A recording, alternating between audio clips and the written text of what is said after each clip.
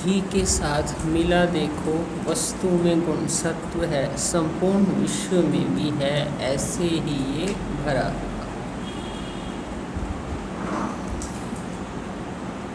दिखना चल रहा है। पहले 5 ज्ञानेंद्रियों से देखा। क्या देखा? शब्द, स्पर्श, रूप, रस, गंध। और इन शब्द, स्पर्श, रूप, रस, गंध अखंड अटूट भरे हैं। इसमें कभी टूट नहीं आती। ये इंद्रियों ने दिखाया, प्रत्यक्ष दिखाया। हमने प्रयोग किया, इंद्रियों ने दिखाया। इंद्रियों के माध्यम से ये ज्ञान हुआ कि 5 भूत 3 रूपों में हमारे सामने आते हैं। इंद्रियां बन जाते हैं, वस्तु बन जाते हैं, विषय बन जाते हैं, और ज्ञान कराने में माध्यम बन जाता है कर्मेंद्रियां।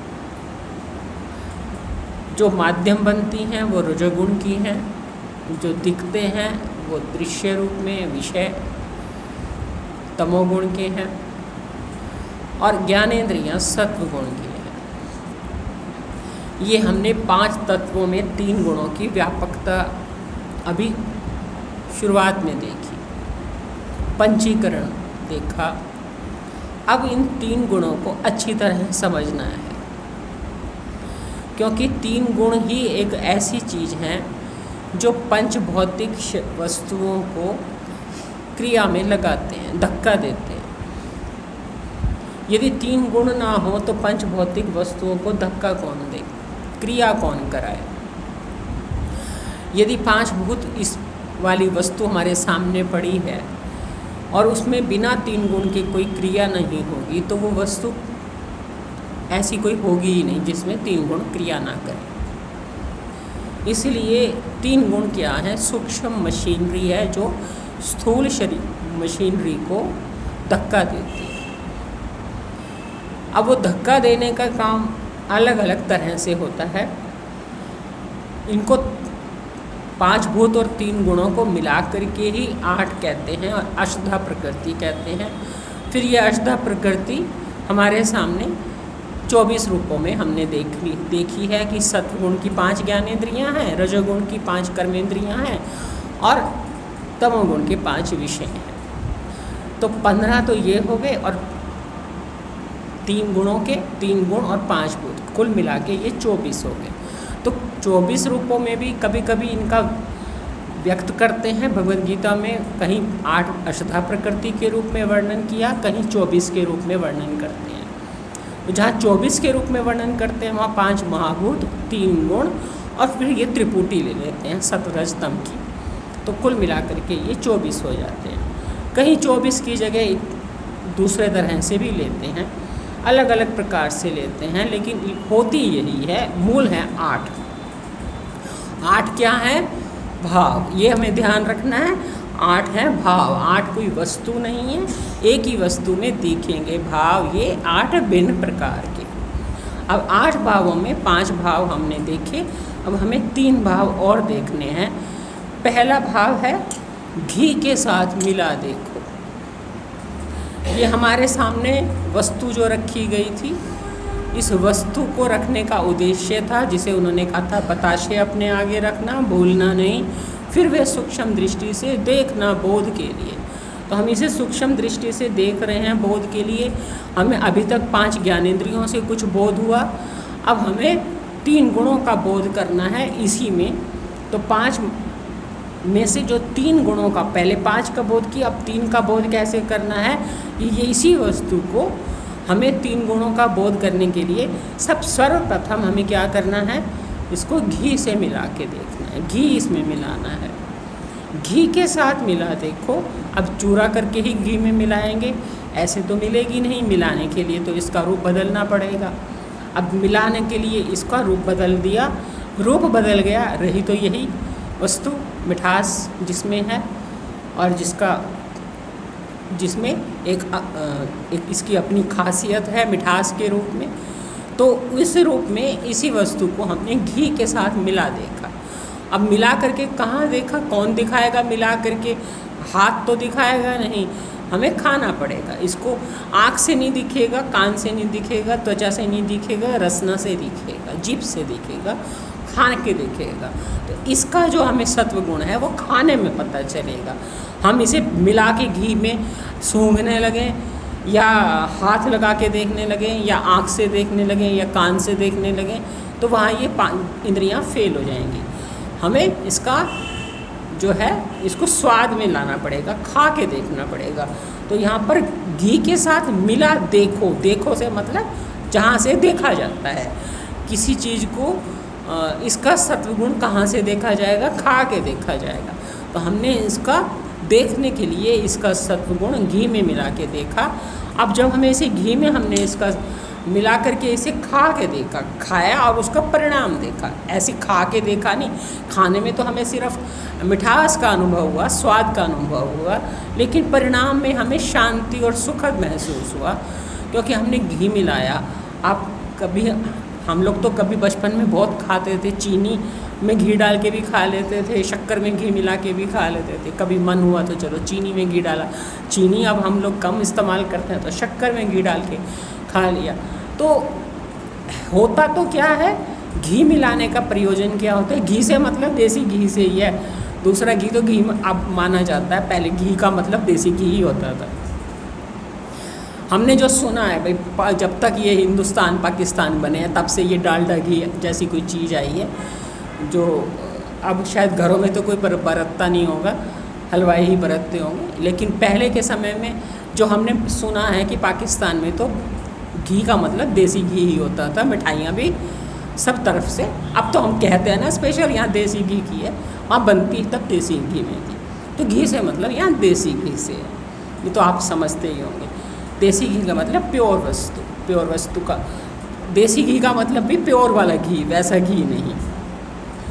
तो घी के साथ मिला देखो वस्तु में गुण सत्व है, इसमें घी मिला करके देखो, उसके बाद देखो परिणाम देखो। कोई भी गुण को देखना हो तो ज्ञानेंद्रियाँ तो तुरंत बता देंगी भी हाँ शब्द आया, हाँ रस आया, हाँ गंध आई, हाँ स्पर्श आया, हाँ रूप देखा।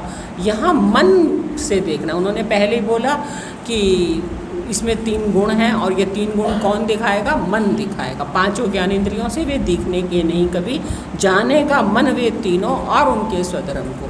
तो मन कोई भी चीज़ कब दिखाता है, जब वो उसका परिणाम देखता है, जो उसके ऊपर क्या परिणाम आया, उसे क्या एहसास हुआ, उसने क्या महसूस किया।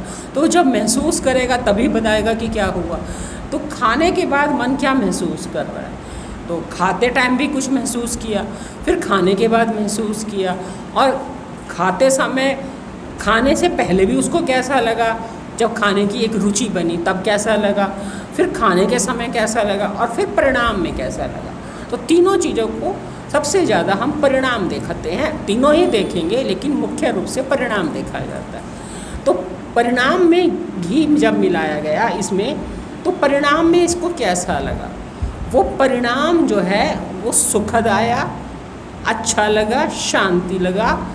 कोई ऐसा परिणाम नहीं आया जिसमें कुछ विक्षेप वाली स्थिति आई हो, विरोध वाली स्थिति आई हो, चंचलता वाली स्थिति आई हो, शांति वाली स्थिति आई, सुखदता महसूस हुई, अच्छा लगा, जिसे हम सामान्य रूप से कहेंगे अच्छा लगा।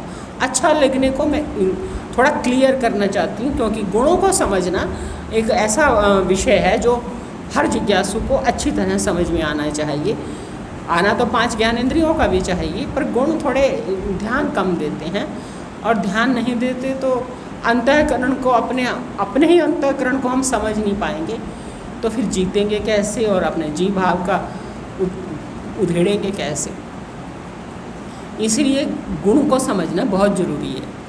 तो यहाँ पर आप ये देखिए कि हमें जब इसमें घी मिलाया तो जो सुखद अनुभव हुआ, अच्छा लगा, जिसे कहते हैं शांति महसूस हुई, प्रियता महसूस हुई, ये लक्षण सत्व का है। ये इसी वस्तु में घी मिलाने से हमारे सामने आया।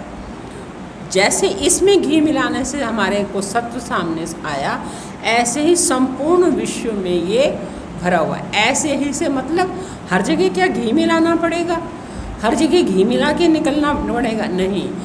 ये जिस तरह से सुखदता, शांतिता, प्रियता तुम्हें अनुभव में आई, ऐसी जहाँ जहाँ सुखपना, अच्छा लगना, शांतिपना, प्रियता, जहाँ जहाँ तुम्हें बिना विक्षेप के प्रियता आए, शांति से प्रियता आए, बिना विक्षेप की प्रियता आए मतलब शांतिपूर्वक प्रियता आए, अशांति देने वाली प्रियता ना हो जहाँ पर भी, उसको आप सत्व गुण की प्रियता समझना। शांति, अच्छा लगना वैसा हो जो शांति वाला हो, प्रियता देता हो, शांतिपूर्वक जो प्रियता हो उसको सत्व गुण का लक्षण समझना।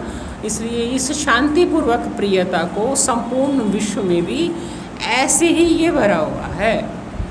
इसलिए ऐसे ही देखने का मतलब, अब मान लो हमारे सामने ये माइक रखा है, अब इसको हमें ये शांतिपूर्वक अपना काम कर रहा है, अच्छा लग रहा है, ये ठीक है, हमारा काम आसान कर रहा है, अच्छा लग रहा है, शांतिपूर्वक बिना विक्षेप के हमारा काम कर रहा है। पंखे चल रहे हैं, शांतिपूर्वक अपना काम कर रहे हैं, शांतिपूर्वक सुख भी दे रहे हैं, प्रियता भी लग रही है। अब हमें गर्मी भी लग रही हो लेकिन पंखे कड़कड़ कड़कड़ कर रहे हो तो हम कहें इससे तो इसे बंद ही कर दो, ये कड़कड़ की आवाज़ तो बहुत बुरी लग रही है। शांतिपूर्वक हमें सुखद एहसास दे, अशांतिपूर्वक जो सुखद एहसास दे वो सत्वगुण का लक्षण नहीं है। सत्वगुण का लक्षण मुख्य रूप से शांतिपूर्वक अच्छा लगे, शांतिपूर्वक प्रियता दे, हमारी एकाग्रता मत भंग करे, हमें चंचल ना बनाए, हमें विक्षेप ना दे, हमारी एकाग्रता बनी रहे। तो सत्वगुण का लक्षण है एकाग्रता बनाए रखना, विक्षेप ना देना, शांति देना, शांतिपूर्वक प्रियता देना। इसलिए हर चीज़ में हमें इसी तरह से सत्वगुण को देखना होगा। तो उन्होंने कहा घी के साथ मिला देखो, वस्तु में गुण सत्व है, ऐसे ही विश्व में भी ऐसे ही ये भरा हुआ। तो संपूर्ण विश्व में ये सत्वगुण ऐसे ही भरा हुआ है।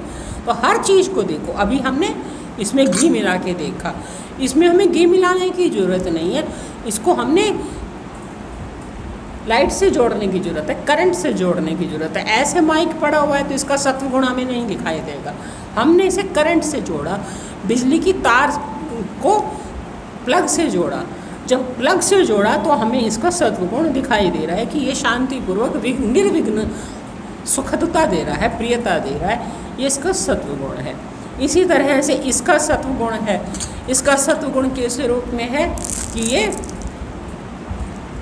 ठीक है, अपना काम सही तरीके से कर रहा है, खोलने पर ये ऐसे भरी नहीं हुई कि गिरती जाए, और ऐसी भी नहीं कि हम नीचे उंगली मार मार के इसमें से निकाल रहे हैं, इतनी जरा सी पड़ी है, कष्टपूर्वक निकाल रहे हैं, निकल ही नहीं रही, कहीं फंस रही है या खोलते गिर गई, इतनी भर दी, ठीक से भरी हुई है, आराम से निकल रही है चीज़, जिसको चाहिए आराम से ले सकता है। बाहर से भी सत्वगुण है इसका, भीतर भी इसका सत्वगुण है। हमने इसे उपयोग में लेना चाहा, इसने हमें अशांति नहीं दी, शांतिपूर्वक हमने इसका प्रियतापूर्वक इसका उपयोग कर लिया, ये इसका सत्वगुण है। कई रूपों में हम सत्वगुण देखते हैं। बाहर से देखें तो हम कहेंगे नहीं ये डब्बी नई नहीं लग रही, ठीक है, कोई बहुत ऐसे तो नहीं लग रहा, बहुत पुरानी है, ख़राब भी नहीं हुई पर नई भी नहीं है, कोरी तो नहीं है, ये कोरी नहीं है इसका मतलब ठीक है, अच्छी है, ठीक है, कोई बहुत ख़ास भी नहीं है, हाँ ठीक है।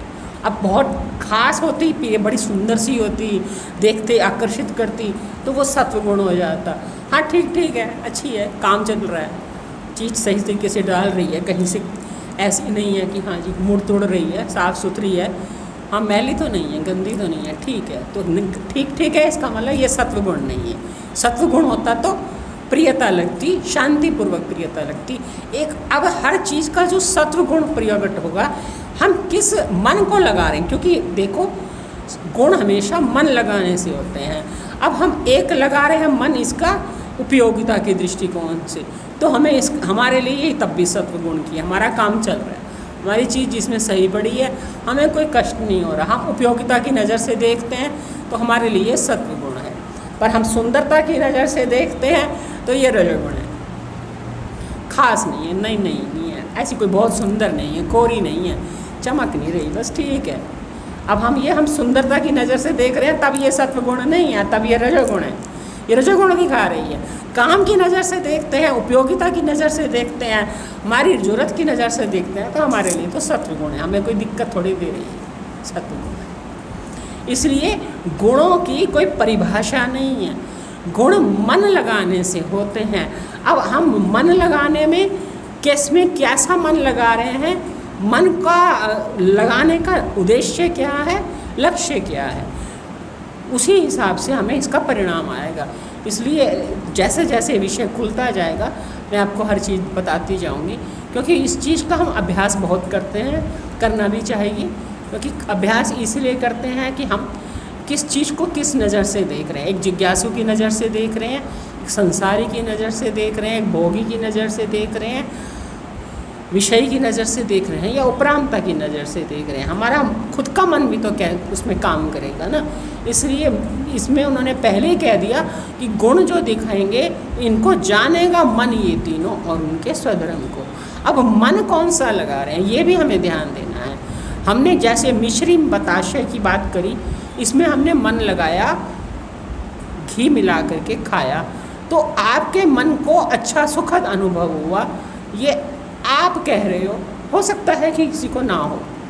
घी मिलाने वाली है, ये घी मिलाया इसमें, इतना घी, चिकना घी, हमें नहीं अच्छा लगता घी, इस चीनी में मिला दो, शक्कर में मिला दो, हम नहीं खाते। हमें तो पानी में अच्छा लगती है, हमें चीनी शरबत बना दो वो अच्छी लगती है। हम तो ऐसे चॉकलेट खा जाते हैं, टॉफ़ियाँ खा जाते हैं, वो हमें डायरेक्ट अच्छी लगती हैं। अब मन भी तो, मन की भी तो कैटेगरी है, इसलिए परिभाषित नहीं कर सकते।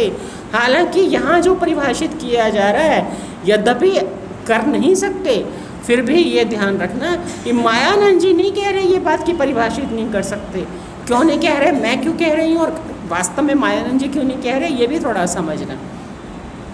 मायानंद जी इसलिए नहीं कह रहे क्योंकि मायानंद जी एक जिज्ञासु को समझा रहे हैं, और जिज्ञासु को मन लगाना, वो वाला जिज्ञासु जो 5 इंद्रियों का माध्यम से पंचीकरण का अभ्यास कर चुका है, और उसने संपूर्ण दृश्य में शब्द स्पर्श रूप रस गंध की अखंडता देख करके 5 तत्वों का अभ्यास किया है। उस जिज्ञासु को अब 3 गुण समझाए जा रहे हैं। तो ऐसा जिसने मन को पहले थोड़ा सा सूक्ष्म किया, शांत किया, स्थिर किया, चित्त को ज़्यादा फैलाया नहीं, एकाग्र किया, 5 भूतों का ठीक से अभ्यास करा, अखंडता देखी, अटूटता देखी, उस जिज्ञासु को अब समझाने बैठे हैं कि लगाओ मन, खा के देखो, बताओ कैसा लगा। अब वो जिज्ञासु तो कहेगा कि अच्छा लगा, अच्छा लगा, सुखद अनुभव हुआ, शांतिपूर्वक सुखद अनुभव हुआ, कोई दिक्कत नहीं हुई, मुझे तो बहुत अच्छा लगा। अब उस मन, वो मन दूसरे तरह का है। और यदि बिना अभ्यास वाला मन है, आम संसारी का मन है, वो कहेगा इसमें घी मिलाने से अच्छा लगेगा, हमें तो नहीं अच्छा लगेगा। क्यों?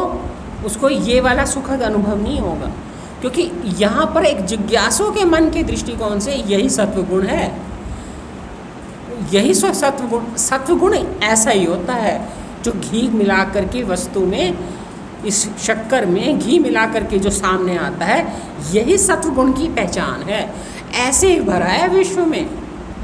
इसलिए जिज्ञासु की नज़र से सही, जिज्ञासु का मन मतलब, इसको यदि मैं थोड़ा सा क्लेरिफाई करूं, जो मन,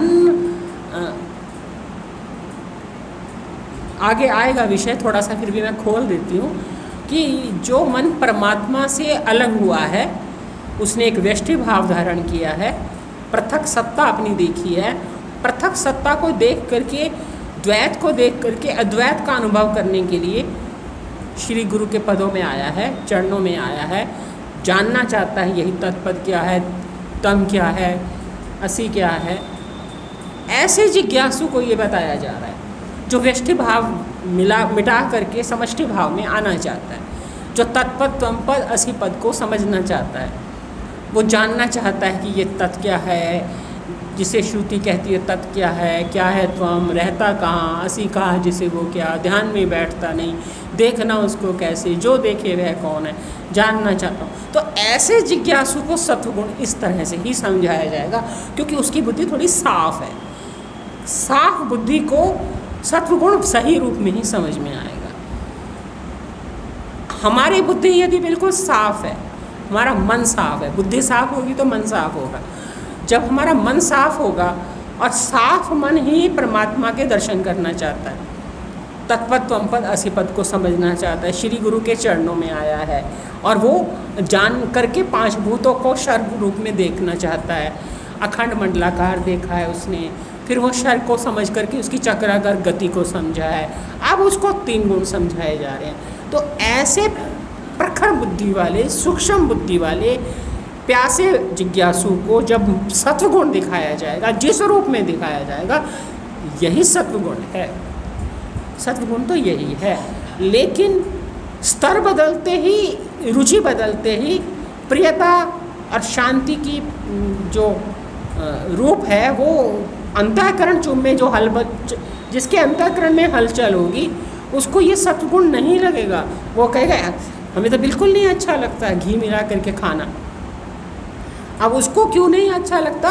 क्योंकि उसने अपने आप को, अपने मन को भोगी संसारी बनाया है, और जिसने अपने मन को भोगी संसारी बनाया है वो सत्वगुण की शांतिपूर्वक सुखद अनुभव के एहसास को समझ नहीं पाता।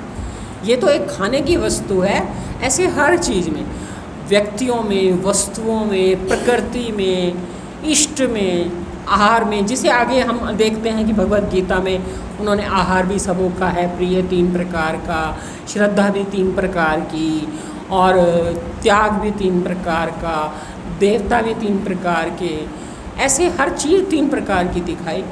तो ये जो 3 प्रकार के दिखाए जाते हैं, आहार, श्रद्धा, देवता और त्याग, ये सब क्यों दिखाए जाते हैं? ये इसलिए दिखाए जाते हैं कि वास्तव में सतोगुण तो सतोगुण ही होता है, लेकिन सतोगुण जो इधर सतोगुण हो तो ये सतोगुण समझ में आता है, इधर सतोगुण ना हो तो इसका सतोगुण हीन लगे।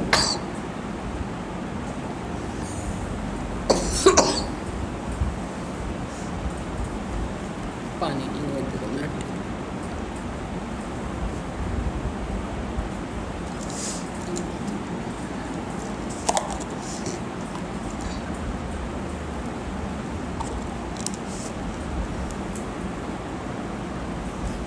इसलिए सतोगुण को समझने के लिए, वैसे तो ब्रह्म विद्या को समझने का तरीका यही है कि हम जिसकी शरण में आए ना उसके अपने आप को उसके हिसाब से ढालें। जिसको हम समझने बैठे हम अपने आप को उसके हिसाब से ढालें। उसके हिसाब से ढालते हैं तो उसकी बात हमें सही समझ में आती है, और हम कहते हैं कि जो हम हैं, जैसे हैं, हम ऐसे ही रहेंगे। अब हमें समझाओ वेदांत, अब हमें समझाओ भगवत गीता, अब हमें समझाओ रामायण के अर्थ, अब समझाओ हमें सर्वांग योग, तो हम नहीं समझा सकते। इसलिए वो जो बीच में दिक्कतें आती हैं उसको भी मैं थोड़ा स्पष्ट कर देती हूँ, लेकिन सही मन से, सच्चे मन से, भोले मन से, साधारण मन से सत्वगुण जैसे यहाँ प्रकट में आएगा, शांतिपूर्वक सुखद अनुभव के रूप में, अच्छे लगने के रूप में, ऐसे विश्व में हम जहाँ जहाँ ऐसा मन लगाएं और शांतिपूर्वक सुखद अनुभव आए, मान के चलना ये सत्वगुण है। सब जगह, जहाँ जहाँ आप सुबह उठे, आपको अच्छा लगा।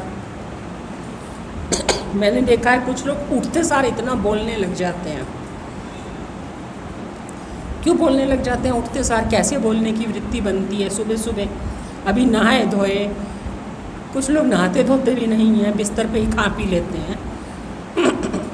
तो नहा के धो के अभी संध्या पूजा करी नहीं, अभी कुछ करा नहीं और बोलने का मन कर जाता है। तो ये जो वास्तव में तो सुबह का समय सतोगुण का समय है, इसको संतों ने सतोगुण का समय कहा है मुख्य रूप से, क्योंकि वो अच्छा लगना, सब जगह शांति होती है, अभी सूर्य उदय नहीं होता, अच्छा लग रहा है, धीरे धीरे पक्षी चहरा रहे हैं, सब जगह ठंडक ठंडक है, कोई पंखे की जरूरत नहीं, अच्छा लग रहा है। अब ये सतोगुण है। अब ये कौन से मन के लिए सत्वगुण है? वही जो यहाँ सुनने बैठा है, ये जो सर्वांग योग सुनने बैठा है, जो भगवत गीता समझने बैठा है, ऐसे मन के लिए तो देखो सुबह का समय सतोगुण का समय है। और जिनका अंतःकरण उस तरह का नहीं है, उनके लिए वो समय सुबह का समय बोलने का भी समय हो सकता है, बातें करने का भी समय हो सकता है, हो सकता है कि सुबह सुबह बैटरी पीने का समय हो, बिना ब्रश के खाने का भी समय हो सकता है। हमने ऐसे ऐसे ट्रेन में लोग देखे हैं जो उठते ही बिस्तर नींद से उठते ही खाने बैठ गए, ब्रश तक नहीं किया, कुल्ला भी नहीं किया। तो अब उनके लिए वो सत्वगुणी समय थोड़ी ना है। तो सत्वगुण का मतलब ही कहा यही जाता है संतों की नज़र से।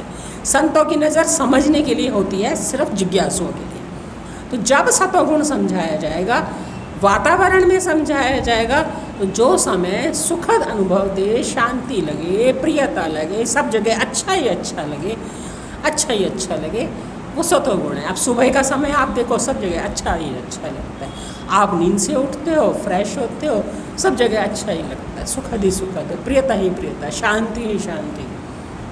बैठना अच्छा लगता है, पढ़ना अच्छा लगता है, गुरुदेव अच्छे लगते हैं, काम नहीं अच्छा लगता, बोलना नहीं अच्छा लगता, कुछ नहीं अच्छा लगता, बस वही अच्छा लगता है। तो सत्वगुण है। ऐसे ही विश्व में ये सत्वगुण भरा हुआ है। तो यहाँ पर उठा कौन रहा है, ये मुख्य बात है। तो संपूर्ण विश्व में ऐसे देखना, व्यक्तियों में आप देखो, एक व्यक्ति काम करता है, आता है, काम करता है, शांति से चला जाता है, कोई विक्षेप नहीं देता, सुखपूर्वक आया, शांतिपूर्वक आया, काम किया और चला गया। आप भी किसी दुकानदार पे गए, कपड़ा खरीदा, जो अच्छा लगा लिया, शांतिपूर्वक, उसको भी परेशान नहीं किया, अच्छा लगा लेके आ गए। और कुछ लोग लेते क्या हैं, बेचारे दुकानदार का ही खून पी जाते, कितने खुलवाएंगे, कितने उसको कहेंगे ये भी दिखा वो भी दिखा, लेंगे कुछ भी नहीं, या तो लेंगे नहीं और या लेंगे भी तो कम करवाएंगे। तो ये जो व्यक्तियों के रूप में, पदार्थों के रूप में हर जगह है मनुष्य, देखो तो जो शांतिपूर्वक अपना काम करके चला जाए, सुखद अनुभव दे दे, प्रियतापूर्वक अनुभव दे दे, वो चाहे काम करने वाला हो, चाहे खरीदार के रूप में हो। सब्जी लेने में भी मैं देखती हूँ, मैं क्या बोलूँ, ये बातें बोलने की भी नहीं होती, पर समझाने के ध्यान जाता है। मैं जब सब्जी भी खरीदते हुए देखती हूँ, कुछ लोग ऐसे खरीदते हैं कि जैसे बेचारे उस गरीब आदमी को लूटने के लिए यहाँ के आके खड़े हुए हैं। और कुछ है कि शांतिपूर्वक लेते हैं, कुछ लोग ऐसे लेते हैं बस हम आए तो हम ही बोलें और हम ही बस हमारी ही सुने, जो पहले खड़ा है वो बोले ना, हम ही बोलें। तो ये अंतःकरण के जो गुण हैं, ये अच्छा लगना, प्रियता लगना, शांतिपूर्वक अच्छा लगना, सत्वगुण का लक्षण है। तो जो आए शांतिपूर्वक अपना काम करके चला जाए, बिना किसी को अशांति दिए, बिना किसी को विक्षेप दिए, इस सत्वगुण। तो किसी को कोई हाय तौबा भी नहीं दी, किसी को बेचैनी भी नहीं दी, अपना भी किया, दूसरे को भी दिया, वो जिसे कहते हैं जियो और जियो, शांतिपूर्वक, इसे सत्वगुण का। तो ये हर वस्तु सत्वगुण का। अब ये एक कहने को ये मुलट्ठी है, पर इसने शांतिपूर्वक इसको काम करने दिया ये इसका सत्वगुण है कि नहीं है? देखो, जैसे पूज्य बीजी की मुझे एक बात याद आती है। पूज्य बीजी कहते थे मिश्री का ना, जैसे मिश्री एक चीज़ है, ये अपने 3 गुण दिखाती है। घी में कुछ और दिखाती है, पानी में ये कुछ और दिखाती है, अकेली कुछ और दिखाती है। ऐसे सौंठ है, पानी में घिसो ये कुछ और दिखाती है, सीधी खाओ तो खुश कुछ और दिखाती है, और घी में मिलाओ तो कुछ और दिखाती है। तो कुछ वस्तु ऐसी हैं जो वस्तु एक ही रहेगी, पर यदि हम सौंठ को पानी में घिसते हैं तो पेट खराब में काम करती है सौंठ, और घी में मिला करके खाओ, चीनी मिला करके खाओ तो सर्दी में काम करती है, और वैसे खाओ तो अकेली खाओ तो खुश्की करती है। ऐसे ही इसका भी है। तो कुछ वस्तुएं तो एक ही वस्तु में 3 प्रयोग किए जा सकते हैं, अलग अलग चीज़ डालो अलग अलग परिणाम देगी। कुछ वस्तुएं वैसे 3 गुण दिखाती हैं। ये तो खाने में ही 3 गुण प्रकट कर दिए इसने, इसके 3 भाव हमारे सामने आए। घी में कुछ और आएगा, पानी में कुछ और आएगा, अकेले खाएंगे कुछ और आएगा, सौंठ में भी ऐसे। कुछ वस्तुओं का ऐसा है, कई होंगी ऐसे वस्तुएं। कुछ वस्तुएं प्रयोग में अलग अलग समय में अलग अनुभव देती हैं।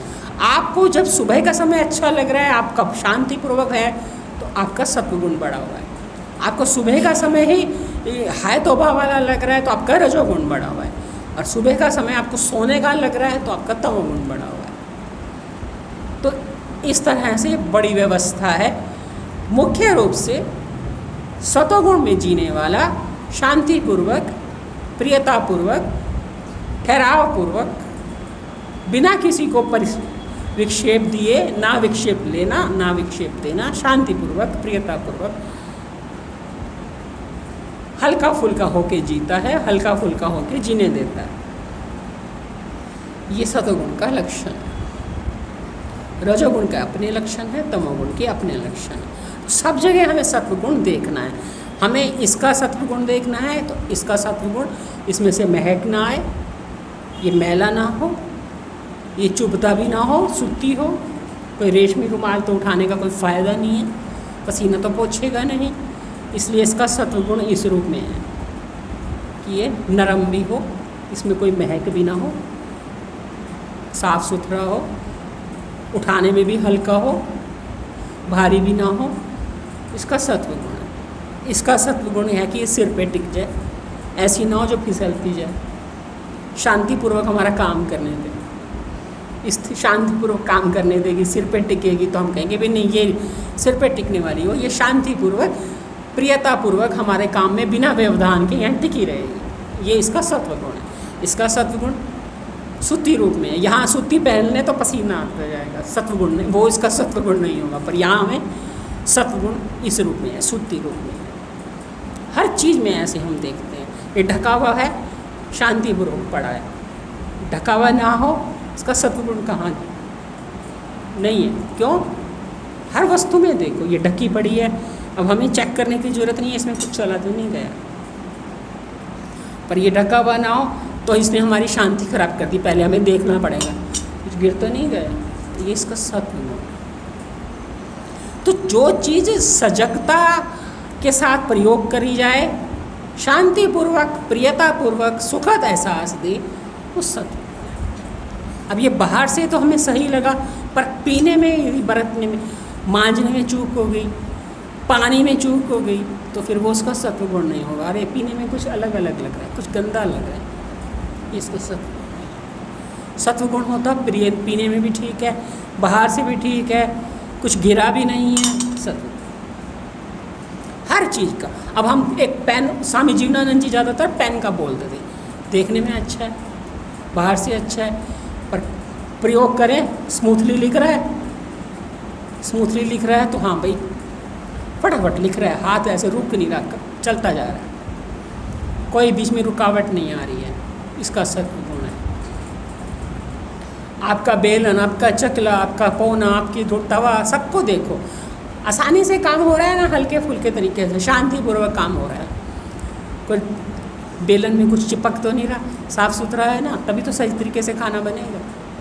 साफ़ सुथरा है ना सब कुछ, जितना साफ़ सुथरा होगा उतना आप शांतिपूर्वक, प्रियतापूर्वक अपना काम निपटा लोगे। तो क्यों रसोई समेट के काम शुरू किया कि सत्वगुण, प्रियतापूर्वक, शांतिपूर्वक काम हो जाए, कोई चीज़ बीच में फंसी ना पड़ी हो कि हम बनाने लगें और कोई आके हमारे हाथ में अटक जाए, पहले समेट लो।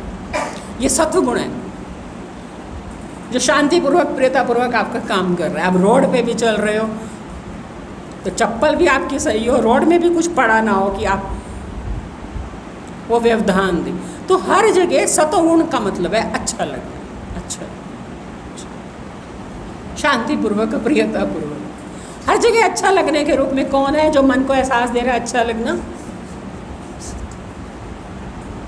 सब जगह पे, समझ रहे हो? सब जगह अच्छा। आप एक छोटी से छोटी चीज़ में देखो और बड़ी से बड़ी चीज़ में देखो, हर जगह, सुरों में, सर्ग में, कहीं ऐसी चीज़ नहीं है जहाँ 5 भूत ना और 3 गुण ना। हर व्यक्ति कोशिश यही करता है कि शांतिपूर्वक जिए, इसलिए वो हर चीज़ ऐसी लेना चाहता है जो उसको अच्छा लगे। लेकिन गुणों के अंतर से उसके अच्छा लगने के विचार बदल जाते हैं। यहाँ एक सतोगुणी साधक की बात हो रही है। मैं कल स्वामी रामतीर्थ की जीवनी पढ़ रही थी, तो उसमें उन्होंने बोला कि उनको गरिष्ठ भोजन खाना, स्वादिष्ट भोजन खाना बिल्कुल अच्छा नहीं लगता था। तो मैं सोच रही थी कि क्यों नहीं उन्हें अच्छा लगता है गरिष्ठ भोजन, स्वादिष्ट भोजन, क्योंकि उसमें मन को कैसा प्रभाव पड़ता है, मन पर क्या असर होता है, मन का रज बढ़ता है, मन की चंचलता बढ़ती है। क्योंकि जो चीज़ें मन को रजोगुण दे वो जिज्ञासुओं को नहीं पसंद आती। तो जिज्ञासु हमेशा रज और तम के प्रभाव से बचता है, क्योंकि रज एक ऐसी चीज़ है जो सत्व को और तमोगुण को और सतोगुण को दबा के खुद आगे बढ़ती है। सत्व कब आगे बढ़ता है? जो रज और तम को पीछे करता है। तो सत्व बढ़ाना है तो रज और तम को पीछे करना पड़ेगा। तो हर सतोगुणी साधक रजोगुणी और तमोगुणी वस्तुओं से बचना चाहता है। तो आप सत्व देखना चाहते हो, अच्छा लगना देखना चाहते हो, शांतिपूर्वक प्रियतापूर्वक अच्छा लगना देखना चाहते हो, तो उस अच्छा लगने के एहसास को बचाए रखने के लिए मन पर जो अच्छा लगने, क्योंकि देखो जब मन प्रसन्न होता है, मन अच्छा लगता है, तो प्रसन्न मन की बुद्धि आत्मा में स्थिरता करे। तो मन जब प्रसन्न होगा, अच्छा लगेगा, तो फिर वो आत्मा में स्थिर होगा। तो ऐसे मन को बनाने के लिए जो अच्छा लगना ही सब जगह देखे। अच्छा लगने का मतलब है पॉजिटिविटी, सकारात्मकता, हर जगह सकारात्मक पॉजिटिव जो है ना उसको रिजल्ट दे। तो ये चीज़ लाने के लिए आपको रज और तम से बचना पड़ेगा। तो आपको ऐसे संग से भी बचना पड़ेगा, ऐसे आहार से भी बचना पड़ेगा, ऐसे त्याग से भी बचना पड़ेगा, ऐसे कर्मों से भी बचना पड़ेगा, और ऐसे भीतर बाहर के आहार से भी बचना, सोच से भी बचना पड़ेगा। क्योंकि अच्छा लगना ही रहे हमारे पास, ताकि मन प्रसन्न मन रहे। प्रसन्न मन एकाग्र होगा, और अप्रसन्न मन, भोगी मन, विषयी मन नाराज रहता है। नाराज मन कभी परमात्मा में स्थिर नहीं होता। नाराज किस पे होता है? अपने पे ही होता है, अपने कर्मों के कारण, अपनी रुचियों के कारण अपने पे ही नाराज होता है। फिर वो नाराजगी फैला देता है, और फैला देता है तो वातावरण में डाल देता है। इसलिए